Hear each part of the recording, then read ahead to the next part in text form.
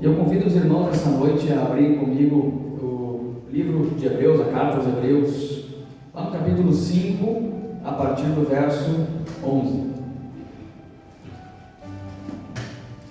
Carta aos Hebreus, mais lá para o finalzinho da Bíblia, capítulo 5, a partir do verso 11. Glórias a Deus. Que o Senhor fale no nosso coração nessa noite, no nome de Jesus. Fala conosco, Pai. Use este vaso, Senhor, para ser porta-voz à tua igreja, em nome de Jesus. Aleluia. Todos acharam? Então diz assim, Hebreus 5:11. Há muito mais que gostaríamos de dizer a esse respeito, mas são coisas difíceis de explicar, sobretudo porque vocês se tornaram displicentes acerca do que ouvem. A essa altura, já deveriam ensinar outras pessoas, e no entanto precisam que alguém lhes ensine novamente os conceitos mais básicos da palavra de Deus. Ainda precisam de leite e não podem ingerir alimento sólido. Quem se alimenta de leite ainda é criança e não sabe o que é justo. O alimento sólido é para os adultos que, pela prática constante, são capazes de distinguir entre o certo e o errado. Amém? Até aqui, irmãos. Pode se assentar. Fique à vontade na casa do Senhor.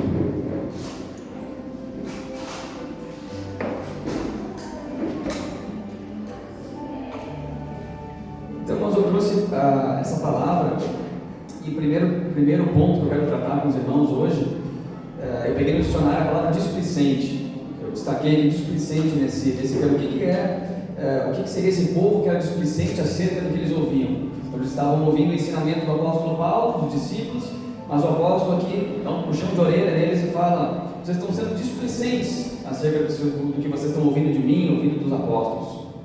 E aqui diz assim, no dicionário, displicente é aquele que demonstra descaso, aquele que demonstra falta de empenho no que faz, é desatento, é descuidado, é desinteressado, podemos dizer até que ele está sendo relaxado com aquilo que ele ouve.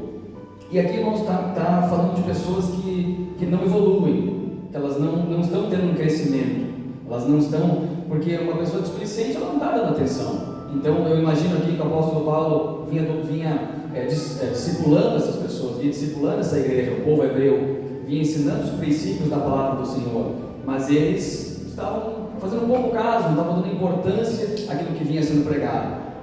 É como uma criança, por exemplo, que ela repete de ano, ela não está evoluindo para um novo nível, onde vai ter novos conhecimentos de matemática, de português, de geografia, porque ela está sendo o quê? Ela está sendo displicente com aquilo que está sendo passado. Então ela está, por exemplo, no 5º ano, e ela está sendo displicente com a matemática, está sendo displicente com o português, ela repete porque ela não aprendeu, porque ela não colocou em prática, e aí ela não evolui para o 6º ano, para o 7º ano. Então a gente entende que não estudou, não fez o dever de casa, não prestou atenção, não deu valor ao que a professora dizia, e principalmente não colocou em prática, como diz aqui o texto, que os adultos eles evoluem e têm alimento sólido, eles podem comer alimento sólido pela prática constante, eles evoluíram. E aí nós devemos fazer, irmãos, uma autoavaliação. Se pergunte nesse momento, assim como eu me pergunto, nesses últimos 12 meses, nesse último ano, você evoluiu? Você aumentou os seus frutos? Você aumentou a tua semeadura na vida dos irmãos? Você tem ganhado almas? Você tem feito aquilo que Deus tem te mandado fazer? Ou você está estagnado? Se você voltar 12 meses atrás, fazendo as mesmas coisas, não cresci, não aumentei em fé, não aumentei em arrependimento, não aumentei em obras para Deus. Então a gente precisa fazer essa pergunta. Nós precisamos fazer essa pergunta assim, desde a minha conversão: o que mudou? Eu falava palavrão e o Espírito Santo foi me transformando, agora não falo mais. Glória a Deus. Eu tinha o hábito de mentir, aquela mentirinha para poder escapar de uma situação complicada. Hoje não, hoje eu defendo a verdade, eu falo a verdade. Glória a Deus. Mas se a gente estiver fazendo essa avaliação e a gente perceber que pouco mudou, é um ponto de atenção para que a gente não venha se tornar como esse povo que é o apóstolo Paulo aqui. O apóstolo Paulo, na verdade, não é certo que foi ele que escreveu a carta aos Hebreus, mas muitas pessoas dizem que foi o apóstolo Paulo pela maneira como foi escrito, com a linguagem que foi escrito, com a revelação que tem. Então a gente presume que seja ele, mas digamos que fosse outro apóstolo, para que a gente não corra o risco, então, irmãos, de ficar como esse povo que ficava só como criança, no leite materno, e não evoluía para coisas, para os alimentos sólidos. E aqui é interessante, irmãos, que eu até anotei o alimento sólido. Se a gente parar para pensar, o que é o alimento sólido que a gente gosta de comer? Churrasco, massa, pudim, né? Tantas coisas boas aí que tem para comer, isso é um alimento sólido. Só que ele é para aqueles, aqui está dizendo a palavra, o apóstolo está dizendo que é para aqueles que aprenderam pela prática, se movendo na prática. Então, não é para outra pessoa, não é para outro público, senão essas coisas boas, tem o churrasco, tem a massa, dos adultos. E os adultos aqui nesse texto dizendo que são pessoas que, pela prática da palavra, por colocar em prática o que ouvem, por prestar atenção naquilo que ouvem, e logo colocar em prática, elas vão crescendo, elas vão deixando o leite materno e vão se tornando adultas, podendo então se alimentar de algo mais sólido e por consequência também algo mais interessante, mais gostoso. Olha só o que diz em 2 Tessalonicenses, capítulo 1, verso 3. 2 Tessalonicenses 1, 3.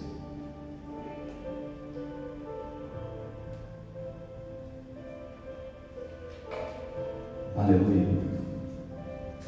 Diz assim então: irmãos, não podemos deixar de dar graças a Deus por vocês, pois o quê? Pois a sua fé tem se desenvolvido cada vez mais, e seu amor uns pelos outros tem crescido. Então olha que interessante, aqui novamente o apóstolo está dando glórias a Deus, está se alegrando, porque aquele povo de Tessalônica, que era um outro povo, o qual ele estava sendo discipulado, ensinado por eles, e estava dando resultado. Esse povo então estava tendo o que? Uma evolução na fé. A fé deles estava se desenvolvendo, estava crescendo, estava para ver, estava para ouvir falar do povo, porque provavelmente era visível. As atitudes deles demonstravam uma fé maior. E não só isso, o amor deles uns pelos outros estava crescendo, um fruto do Espírito Santo, um fruto de uma conversão madura, de uma conversão que está evoluindo.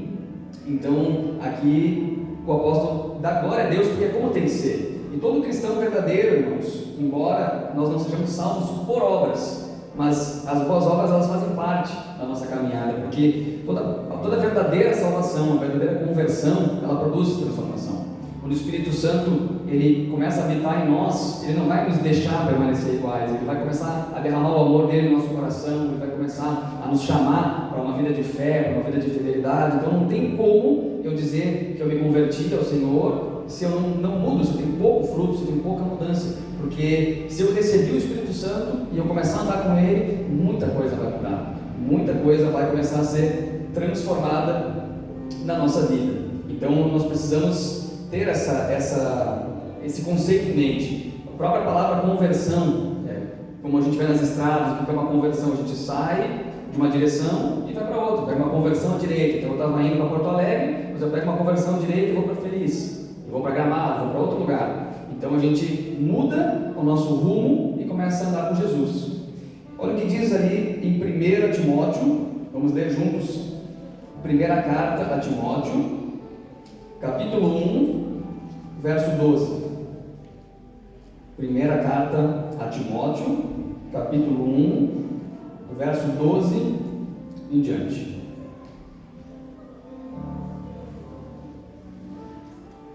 Diz assim: agradeço àquele que me deu forças, Cristo Jesus, nosso Senhor, que me considerou digno de confiança e me designou para servi-lo, embora eu fosse blasfemo, perseguidor e violento.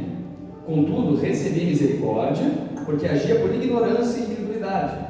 O Senhor fez sua graça transbordar e me encheu da fé e do amor que vem de Cristo Jesus. E esta é uma afirmação digna de confiança e todos devem aceitá-la. Cristo Jesus veio ao mundo para salvar os pecadores, e eu sou o pior de todos. Mas foi por isso que eu, o pior dos pecadores, recebi misericórdia, para que assim Cristo Jesus mostrasse o quanto é paciente. Desse modo, sirvo de exemplo a todos que vierem a crer nele para a vida eterna.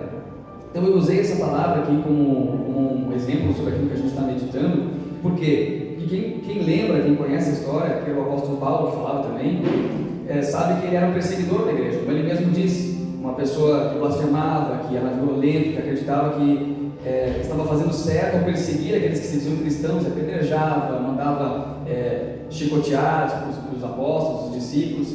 E o que acontece? Teve uma mudança na vida dele quando ele abriu os olhos sobre o Evangelho. Então ele está dizendo que era o pior dos pecadores do ponto de vista dele, mas ele não continuou sendo o pior dos pecadores. começou como uma pessoa que fazia por incredulidade as coisas, fazia por engano, mas quando ele conheceu o Espírito Santo, ele teve aquela experiência tremenda da conversão, aí tudo mudou. Então ele fala que o Senhor fez a sua graça transbordar, ele encheu da fé e do amor que vem de Cristo Jesus. Então ele começou, em vez de fazer as pessoas sofrerem por pregar o Evangelho, ele começou a sofrer pelo Evangelho, ele inverteu.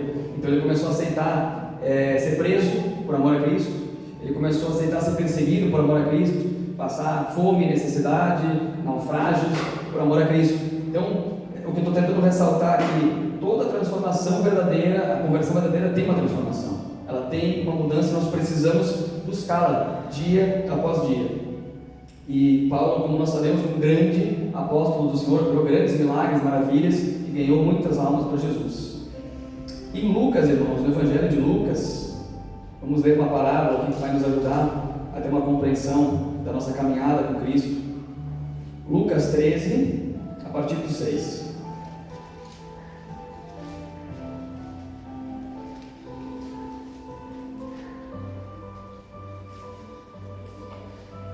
Glória a Deus. Lucas 13, a partir do verso 6.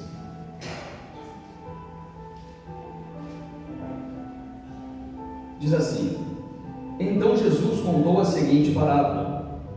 Um homem tinha uma figueira em seu vinhedo e foi várias vezes procurar frutos nela, várias vezes, sem sucesso. Por fim, disse ao jardineiro: Esperei 3 anos e não encontrei um figo sequer. Corte a figueira, pois só está ocupando espaço no pomar. O jardineiro respondeu: Senhor, deixa mais um ano e eu cuidarei dela e a adubarei. Se der figos no próximo ano, ótimo, se não, mande cortá-la. Então aqui, nessa parábola que Jesus ensinava, ele estava se referindo ao Pai, ao Deus Todo-Poderoso, falando a nós, que somos plantados, digamos, no pomar dele, na vinha dele. E olha que interessante, Deus ele se incomodou com a falta de frutos daquela figueira. Poxa, a figueira está plantada aqui no pomar, tem várias figueiras aqui dando frutos, porque a árvore é plantada para isso. Ela é plantada e tem a finalidade principal dela, ela pode dar sombra, ela pode ser bonita, mas o principal objetivo de uma árvore frutífera é dar frutos. A gente espera que quando a gente planta uma figueira, que a gente possa colher em um determinado tempo os figos e comer os figos e aproveitar daqueles frutos. Então Deus começou a ficar incomodado, indignado, olhando para aquela figueira. Ela está aqui no meu pomar e é a única aqui do pomar que não está dando frutos. E já tem 3 anos que eu venho olhando, que venho cuidando, e ela não corresponde a essa atenção, ela não corresponde a essas oportunidades que eu estou dando para ela. E aí o jardineiro aqui representa Jesus como se fosse o nosso, como ele é, o nosso mediador, o nosso intercessor. E ele diz assim, tentando defender: Senhor, deixa mais um ano, vamos dar mais uma oportunidade, eu vou cuidar dela, vou adubar, eu vou dar tudo que ela precisa, e aí se ela der filhos, ok, só que se não, ele ia mandar cortar, então ele ia remover ela do pomar. Aqui, irmãos, está falando principalmente do fruto do arrependimento, porque, como eu falei, nós não somos salvos por obras, embora Deus espere que a gente tenha obras, embora a transformação que nós temos, ela vai demandar que nós tenhamos obras, que nós tenhamos sementes, mas aqui está falando principalmente do fruto do arrependimento, que é uma mudança, como eu falava para vocês. Então aqui a gente está confirmando o que vem sendo pregado. Jesus disse que se não der figos com tudo que foi feito, essa pessoa vai perder a salvação, em outras palavras. A pessoa que não deu frutos, com todas as oportunidades que ela tinha, ela não demonstrou fruto de arrependimento. E veja bem, novamente, os frutos de arrependimento eles são visíveis. Ninguém pode dizer assim: eu me converti, eu me arrependi, mas nada mudar visivelmente. Tem coisas que é no nosso coração, a gente libera o perdão no nosso coração, a gente talvez muda os nossos pensamentos, e ninguém sabe o que cada um está pensando, mas vai ter coisas que são visíveis, vai ter coisas que a gente não vai ter como esconder. E aqui essa árvore a gente olhava, no caso Jesus, Deus olhava ali e dizia: não tem frutos, porque é visível, não tem os figos ali pendurados. A outra tinha os figos pendurados, essa eu olhava, comparava, está diferente. Então quer dizer, essa mudança ela tem que ser visível, e se não acontecer o arrependimento, com todas as oportunidades que Deus nos dá, então nem mesmo a nossa salvação nós vamos herdar. Mas também, irmãos, recapitulando uma parábola parecida, que todos devem lembrar aqui, Lá em Mateus 25, a parábola dos talentos é parecida, só que tem um cunho um pouco diferente. Nessa parábola, eu vou lembrar para você, para quem não lembra, a parábola dos talentos é uma parábola onde Jesus conta de um senhor, dono de uma propriedade, que ele distribuiu talentos para 3 empregados. Então ele chegou para um, que a gente entende que tinha uma capacidade talvez maior de administrar, e deu 5 talentos. Ele chegou para um outro com uma capacidade um pouco menor, mediana, e confiou 2 talentos. E ao terceiro, ele confiou apenas 1 talento. Ele foi viajar e disse: cuide, trabalhe em cima dos meus talentos. Quando ele voltou, um tempo depois, aquele que tinha recebido 5 talentos, multiplicou, ele dobrou para mais 5 talentos. Então ele fez algo, ele investiu para que multiplicasse. Aquele que tinha 2 fez a mesma coisa, pegou aqueles 2 que tinha e multiplicou, e se tornaram 4. Mas aquele terceiro empregado, ele ficou com medo, ele se acovardou, ele pensou: meu senhor vai querer resultado, ele é um homem severo, então eu vou enterrar e vou guardar aqui e ele vai ter o que é dele. E no final das contas, para resumir para vocês aqui, para a gente relembrar, e quando ele chega para prestar contas, ele chama aquele que multiplicou 5 para 10, servo fiel, né? E no caso, acrescenta mais a ele, confia mais a ele talentos. Aquele que recebeu 2, virou 4, porque Deus confiou a ele talentos novos. Mas aquele que recebeu 1, ele repreende, e ele fala que seja lançado nas chamas, que seja lançado nas trevas exteriores. Então, Deus está demonstrando de várias formas que Ele não se agrada de que nós não tenhamos frutos, principalmente do arrependimento, principalmente da mudança, mas aqui a gente também pode trazer para um entendimento de obras, quando eu digo de evolução, que é, por exemplo, coisas que não estão ligadas ao arrependimento, mas estão ligadas a níveis de evolução. Como eu falei, pequenas coisas que a gente vai fazendo, que a gente deixa de fazer, que a gente começa a semear na vida dos irmãos, que a gente começa a ter fidelidade, começa a entrar, por exemplo, num ministério de intercessão, começa N coisas que a gente pode fazer aqui, que não está falando de salvação, mas está falando de buscar uma vida que agrada ao Senhor. Então, eu anotei aqui que nas 2 passagens, o servo que não produziu, ele foi punido, o que ficou inerte, ficou parado, ficou estagnado. E é isso que a gente está tentando trazer aqui nessa noite, que nós não podemos ficar parados, nós não podemos parar no nível da nossa conversão, nós não podemos ficar da mesma maneira que nós estamos, sem evolução, só no leite materno, só na mesma coisinha de sempre, no mesmo básico. O que o apóstolo fala lá na carta aos Hebreus, ele disse: esse é o povo que já devia estar ensinando, pelo tanto que recebeu de ensinamento, pelo tanto que recebeu de oração, pelo tanto que recebeu de atenção, de alimento, já estaria pronto, se não fosse displicente, se não fosse relaxado com que a palavra, com o que foi ensinado na igreja, com o que foi ensinado, discipulado, era para estar ali com o mestre, era para estar ali ajudando, de repente, o apóstolo a orar pelas pessoas, a libertar os oprimidos, a curar enfermos, mas eles, como foram relaxados, foram lerdos no aprendizado, eles estavam ainda no básico, tinham que ficar sendo relembrados, como ele mesmo falou, do básico, do arrependimento, das boas obras, da salvação, coisas que não era mais para ser esse nível. Então, como eu disse aqui, como crianças que repetem de ano porque não aprenderam. E na verdade, irmãos, essa questão é bem interessante, quando eu falei ali do alimento, porque quando uma pessoa, todo mundo aqui vai concordar, o que é melhor? É melhor beber leite de almoço, leite de janta, leite de café da manhã, ou é melhor comer um alimento sólido? Queijo, um churrasco, uma massa? Com certeza todos aqui preferem um pudim com leite, preferem uma carne, uma picanha com leite, um feijão e arroz com leite. Então, esse fato de nós ficarmos só no leite também nos priva de experimentarmos algumas coisas novas. Isso foi algo que o Espírito Santo trouxe para mim. Então não é só uma repreensão, não tem evolução. Sim, é uma repreensão porque nós não podemos ficar só estagnados, mas isso é ruim para nós, porque eu vou olhar para o irmão do lado comendo churrasco, e aí é como as crianças, acontece literalmente como as crianças. Chega um bebezinho, chega lá no churrasco com o pai e a mãe, o pai não vai dar churrasco, ele não vai conseguir digerir, não vai conseguir mastigar, vai ficar só olhando, ele vai perder de desfrutar de uma boa carne, vai perder de desfrutar de tantas coisas boas que só são possíveis quando a gente cresce. E não só o alimento, a gente pode usar tantas coisas. Só pode dirigir um carro que atingiu uma certa maturidade, que atingiu uma idade, que atingiu uma habilitação. Se não tiver habilitação, não dirige, nem sendo maior de idade. Então, a pessoa que, por exemplo, não corre atrás de tirar a carteira de habilitação, ela está perdendo de dirigir, está perdendo de ter um carro. E outros tantos exemplos que a gente pode dar. Mas são coisas boas que vêm através do crescimento, só vem através da preparação. Se a gente não tiver uma preparação, tiver uma evolução, vai ficar só olhando os outros desfrutar e vai ficar sempre no básico. E nós temos que ter atenção para isso, porque Deus nos chama para uma vida de intimidade com Ele, Deus nos chama para uma vida de níveis maiores, Ele quer se revelar a nós, Ele quer mostrar a glória dEle para nós, Ele quer nos dar experiências proféticas, Ele quer nos dar sonhos proféticos, Ele quer nos usar de uma forma tremenda, cada um que está aqui, Deus quer usar de uma forma tremenda, e cada um a sua particularidade, talvez não aqui em cima, como eu estou, talvez sim, mas talvez no hospital, talvez na rua, talvez no trabalho, talvez orando poderosamente para que pessoas sejam restauradas, curadas.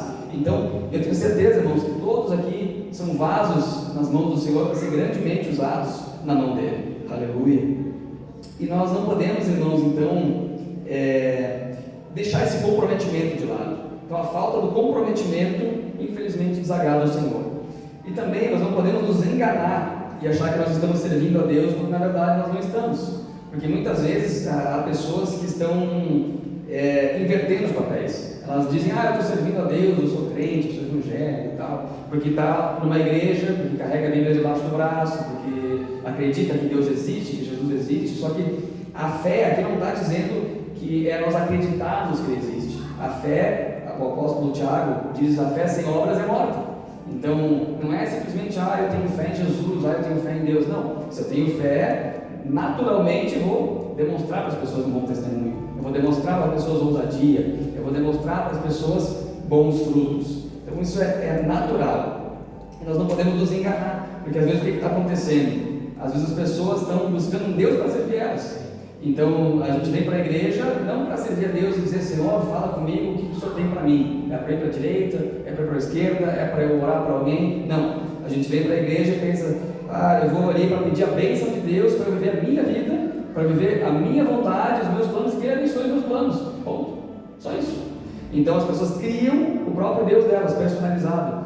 Eu quero que Deus me abençoe nisso, me abençoe naquilo, me deixe próspero, me deixe saudável. E tem pessoas até pior, não se arrependem e quase dá para dizer assim, que elas oram para que Deus abençoe o pecado delas. Não é brincadeira, é sério. Tem pessoas que ficam nas práticas erradas, na mentira, nos maus negócios. Senhor, abençoa meu mau negócio, abençoa minha mentira, porque eu vou lá passar a perna na pessoa do meu negócio, abençoa para que eu lucre bastante, sabe? Então elas estão fazendo, há pessoas que estão fazendo um Deus para elas. Elas estão vindo na igreja e estão sendo se enganando, estão sendo displicentes. E se a pessoa não é displicente com aquilo, está dedicada com aquilo que está sendo ensinado pelo pastor, pelos irmãos aqui, a pessoa vai ter uma mudança. Ela vai dizer: opa, isso aqui está errado, isso aqui que eu vinha fazendo até agora, Deus não sagrado. Eu quero viver ao lado de Deus, eu não quero perder a comunhão com o Senhor por nada. Eu vou começar a largar aquilo que afasta Deus da minha vida, porque essa é a pessoa que verdadeiramente busca o Senhor. Ela vai fazer aquilo que aproxima o Senhor dela. Não, nós não podemos nos enganar e pensar que Deus vai ficar abençoando nossas aventuras. Ele vai abençoar quem anda debaixo da palavra dele. Irmãos, Deus, eu queria até trazer aqui, lembrar que Deus nos ama incondicionalmente. Ele nos ama com ou sem obras. Porém, se nós quisermos viver uma comunhão plena com o Senhor, aí a gente precisa fazer as coisas que Deus preparou para nós, que Ele espera de nós. Então eu sempre diferencio aqui, para não parecer que a gente está sendo legalista. Eu não estou falando que aquele que faz muitas obras, aquele que acorda muito de madrugada é ser salvo, e aqui para orar, e aquele que não jejua, aquele que não ora, ele não é salvo. Não, se ele tem um arrependimento no coração, se ele crê genuinamente no Senhor, ele confessa com a boca Jesus, ele é salvo. Só que aqui a gente está tratando de um nível maior, a gente está tratando de ensinamentos que vão nos tirar do leitinho materno e vão nos levar para experiências maiores com Deus. Então, por exemplo, para nós vivermos o propósito de Deus, para nós vivermos aquilo que Ele tem para nós. Às vezes Deus quer te usar, então não é uma questão de salvação, é uma questão do plano que Ele tem para a tua vida. Às vezes Ele quer te usar para curar enfermos, só que só vai experimentar isso se tu estiver rendido aos pés do Senhor. Então a gente está falando aqui de comunhão com Deus. Se eu quero andar perto de Jesus, se eu quero experimentar a glória dele, se eu quero ser usado por Ele, aí é diferente. Aí a gente precisa sair do nível básico e começar a escalar níveis de comunhão no Senhor. Então esses dois textos que a gente meditou, eles mostram que Deus espera que a gente produza algo, mesmo com aquele pouco que a gente tem, que esse é outro ponto que a palavra falou comigo. Então, veja que Deus, Ele confiou 5 talentos para um e esperava que ele produzisse mais. Confiou bem menos, 2 talentos no caso, para o outro, que é menos da metade, mas esperava que ele tivesse também um rendimento daquilo. E até mesmo aquele que tinha 1 talento só, ele poderia ter trazido mais 1 e somar 2 e entregar para o seu senhor dobrado. Agora tem 2 talentos para entregar, para trabalhar para o Senhor. Mas na verdade, ele não fez isso. E muitas pessoas fazem o que ele fez. Muitos de nós, eu me incluo nisso, às vezes a gente se acovarda e pensa assim: o que eu tenho não tem valor, o que eu posso fazer no reino de Deus é muito pequeno. E aí nós acabamos fazendo um julgamento errado de que eu não tenho muitos dons, eu não tenho muita capacidade, Deus não vai me usar, eu não tenho nada para fazer na minha vida. Mas às vezes o nosso caso é de sermos como aquela pessoa que tem 1 talento, e Deus espera que mesmo aquele apenas 1 seja multiplicado. Então aquela palavra que a gente pode dar para uma pessoa que parece pequeno, aquela semeadura que a gente pode colocar na vida de uma pessoa, às vezes que é pequeno em valor, mas tem uma grande glória no mundo espiritual, tem uma grande importância no mundo espiritual. E é isso que também o Espírito Santo me chamou a atenção, que nós, mesmo que tenhamos um nível pequeno, que tenhamos pouca coisa, a gente deve pegar esse pouco e multiplicar, trabalhar com esse pouco, não ficar dando desculpas. Mas eu sou isso, eu sou aquilo. Deus sabe que você é assim, Deus sabe que você é limitado, e mesmo assim Ele te chamou, e não para você ficar limitado, mas para que a partir daquele 1 talento que Ele te deu, talvez ou 2, você venha trabalhar em cima dele, para que Ele possa confiar mais na sua vida. Então, os que investiram os talentos, mesmo aqueles que tinham menos, a Bíblia relata que eles tiveram eles multiplicados. Deus confiou novas tarefas para eles, novos talentos. E isso é uma coisa, irmãos, inerente à nossa caminhada cristã. Para que a gente tenha mais, a gente tem que ser fiel um pouco, porque a palavra diz que o servo que foi fiel um pouco, eu o colocarei sobre muito. Deus disse: foste fiel um pouco, eu te colocarei sobre muito. Só que para ele chegar no muito, primeiro ele foi fiel um pouco. Então ele foi fiel, como dou um exemplo: mas eu só ganho R$1.000. Ele foi fiel nos R$1.000, para depois ele puder ganhar 2.000, para que depois ele pudesse ganhar 5.000, sei lá quanto.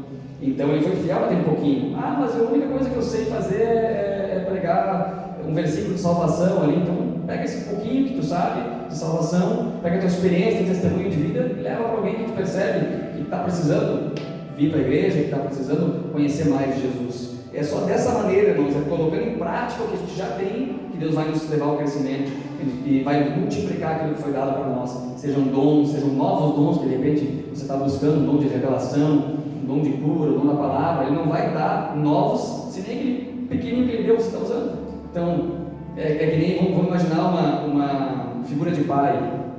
Eu dei um carrinho para o meu filho brincar, ele não está usando. Eu vou dar um outro carrinho para ele, 2. Ele não está usando nenhum, vou dar 2 carrinhos.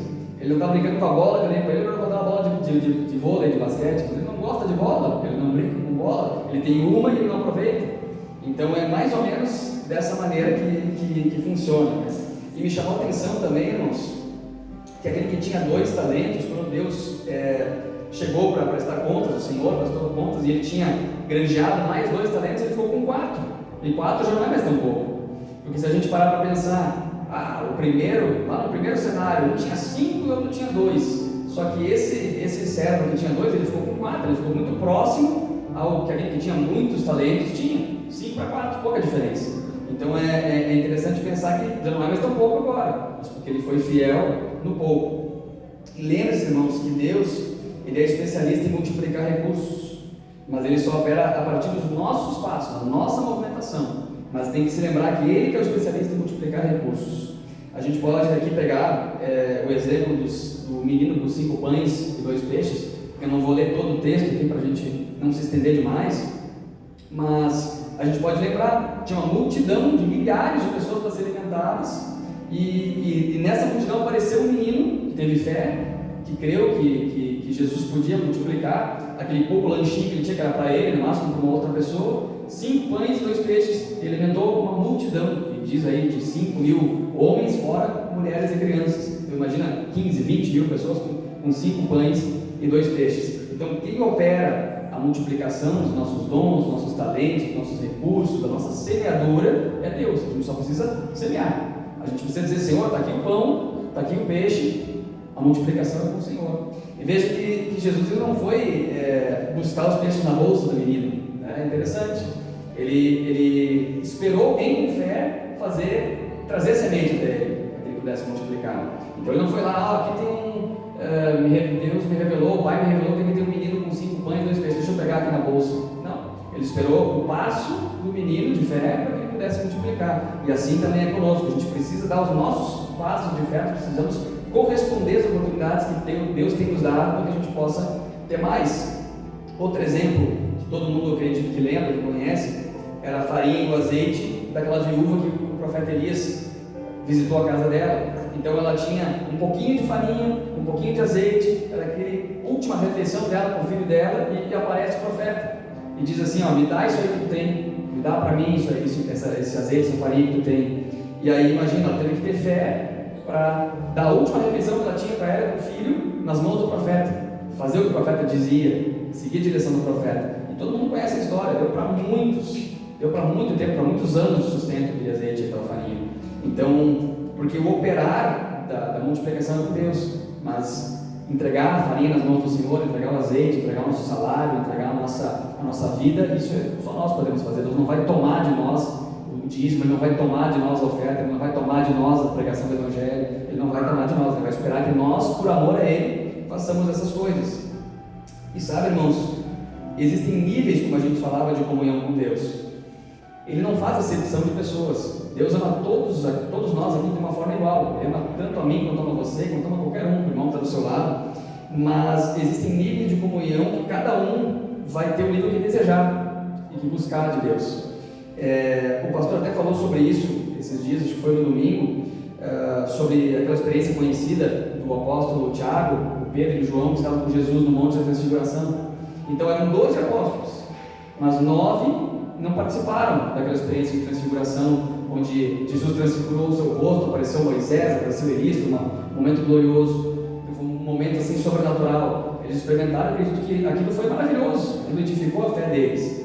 Mas aí a gente se pergunta: mas e por que os outros 9 não participaram disso? Porque Deus não ama eles? Não, Jesus ama eles sim, ama os 12 da mesma forma, só que a gente pode presumir, pode interpretar nesse texto que apenas aqueles 3 eles andaram mais perto de Jesus. Apenas aqueles 3 disseram: não, Jesus vai para o monte, nós vamos com ele, a gente vai andar pertinho dele porque a gente quer mais, a gente não vai ficar aqui trabalhando, fazendo nossos afazeres, não, a gente quer uma experiência maior com Deus. Então existem diferenças, existem níveis de comunhão com Deus, e cada um vai ter sua comunhão com Deus. A minha vai ser diferente da sua, vai ser diferente do seu vizinho, do pastor, do diácono, porque cada um vai ter o Deus que desejar, no sentido de que a aproximação de Deus que desejar. Se eu desejar muito, se eu buscar muito, eu vou ter Deus perto. Se eu desejar pouco, se eu plantar pouco, eu vou ter Deus mais longe. A própria palavra diz, Jesus diz, que aquele que pede, recebe. Aquele que busca, encontra. Mateus 7. E o que bate a porta se abre. Então, está dizendo que aquele que buscar, aquele que tiver sede, ele vai encontrar. Aquele que for lá e bater na porta do Senhor, o Senhor vai receber ele. Mas se eu não bater na porta, nada acontece. Se eu não buscar, nada acontece. Aí eu vou ter um Deus distante. E aí que muitas pessoas elas se enganam, porque elas vão criando uma experiência de Deus com base no julgamento delas. Então elas vão tirando próprias conclusões. Deus não me ama. Deus ama mais o irmão. Mas isso quem é que falou? Isso a pessoa vai tirando as próprias conclusões justamente por não se envolver com Deus conforme é necessário, porque Deus vai te dar as mesmas experiências, o mesmo tipo de experiência, se você fizer a mesma coisa. Eu digo, se você tiver a mesma entrega que o irmão está tendo, se você tiver a mesma busca, a mesma sede que o irmão está tendo. Então, há muitas coisas que as pessoas elas criam, que são doutrinas humanas. São doutrinas humanas até, a gente pode falar de várias coisas. Pode falar de enfermidades, pode falar, eu sempre trago aqui, de vida financeira. As pessoas elas concluem algo, porque elas não perseveram em conhecer o Senhor, não perseveram em conhecer a palavra. Então, eu orei ali uma vez, Deus não se manifestou, Deus não existe. Ela concluiu isso porque não buscou, não perseverou na busca do Senhor. Aquele que bate a porta se abre. Tem traduções que diz que aquele que continuamente busca, a umas traduções que mostram que o contexto é dessa forma: aquele que continua me buscando, aquele que continua clamando por mim, ele vai receber algo da parte do Senhor. A gente pode lembrar também da própria viúva e do juiz injusto. Aquela mulher, a Bíblia fala que o juiz tinha uma causa dela para julgar, onde ela tinha direitos para receber, mas ele ignorava ela. Aquele juiz era mau, aquele juiz não respeitava a Deus, não respeitava aos homens. Mas de tanto ela insistir e ela dizer: fazem justiça, ela foi atendida. Ela foi atendida pela perseverança. E Jesus ensina essa parábola dizendo: olhem o exemplo dela, façam como ela fez. Porque se quando Deus voltar, será que ele vai encontrar fé na terra? Será que ele vai encontrar? Ele perguntou a Jesus assim: quando Jesus voltar, ele vai encontrar fé na terra? No sentido do quê? No sentido de que ele vai encontrar a pessoa perseverando, ou será que essa pessoa já parou de bater? Essa pessoa já parou de tentar? Aí quando Jesus voltar, a pessoa nem está mais esperando a volta dele. Então isso é muito importante, irmãos, que a gente tenha essa perseverança para que a gente não crie doutrinas humanas, da nossa cabeça. A gente conclui que assim que foi a nossa experiência. E o que é interessante, irmãos, também a gente salientar, tem uma escolha para nós fazermos e um preço a ser pago.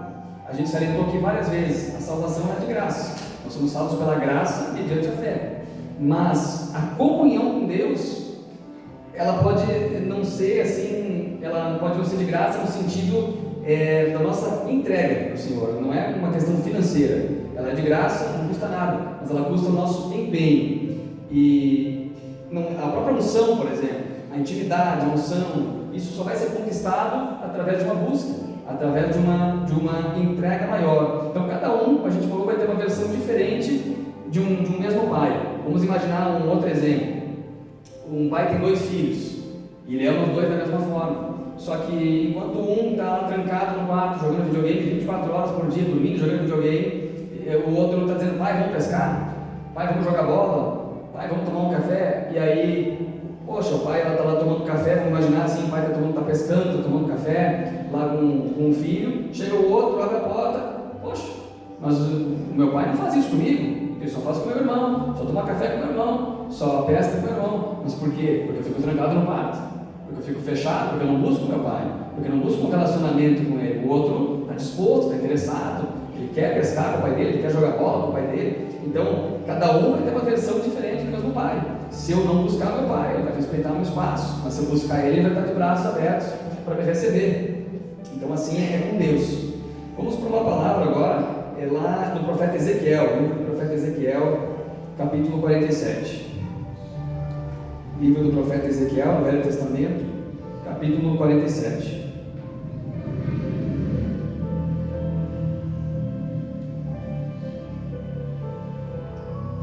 Glória a Deus. Esse texto, irmãos, é um texto profético. Vamos ler juntos. Ezequiel 47, verso 1. Diz assim: depois disso, o homem me levou de volta à entrada do templo. Ali notei que jorrava água para o leste, por debaixo da porta do templo, e passava à direita do altar, do lado sul. Ele me levou para fora do muro, pela porta norte, e me conduziu até a entrada leste. Ali vi que a água corria pelo lado sul da porta leste. O homem me conduziu pela água, e enquanto caminhávamos, ele ia medindo. Quando percorremos 500 metros, ele me levou para o outro lado do rio. Ali a água chegava aos meus tornozelos.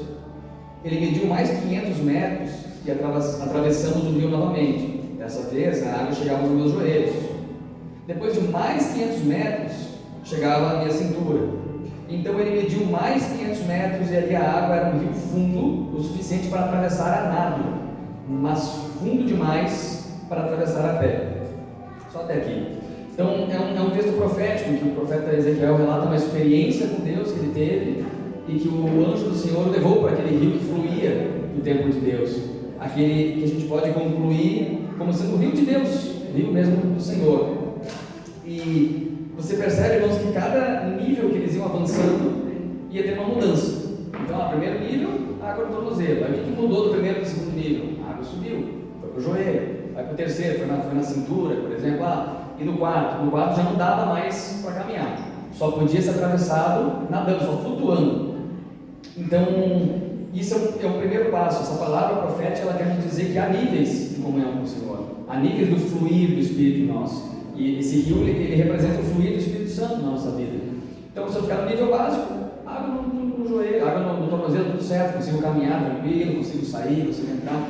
Mas uma coisa que me chama a atenção é que à medida que a gente vai andando nesse rio do Senhor, se aprofundando nesse rio do Senhor, a gente vai perdendo o controle. Isso foi algo que o Espírito Santo me falou também, porque quando a água vai subindo, quem já entrou em rio, quem já entrou em piscina, sabe que quanto mais água vai subindo, mais pesado fica para se movimentar. Quando a gente quer tentar caminhar, quer tentar ter o controle, a água pesa, então a gente não consegue mais caminhar debaixo da água, até que chega um ponto que é tão alto que a gente sai do chão e começa a flutuar na água, então boiar. Então se a gente não nadar, a gente vai se afogar.